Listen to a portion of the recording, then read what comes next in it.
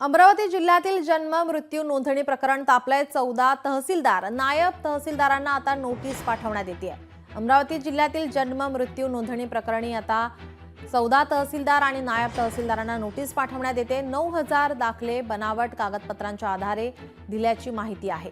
काही नायब तहसीलदारांनी परस्पर जन्म मृत्यूपत्राचे दाखले दिल्याचा आरोप आहे। 24 तासात तहसीलदार आणि नायब तहसीलदारांकडून स्पष्टीकरण मागवण्यात आलेलं आहे। 15000 जन्म मृत्यू दाखल्यांपैकी 9000 दाखले हे बनावट कागदपत्रांच्या आधारे दिल्याची माहिती समोर येते।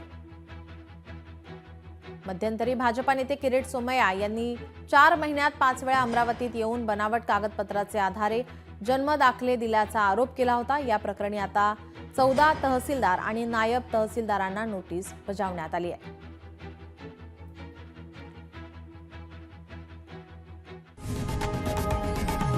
लोकशाही मराठी ऐका, पहा, जागरूक रहा।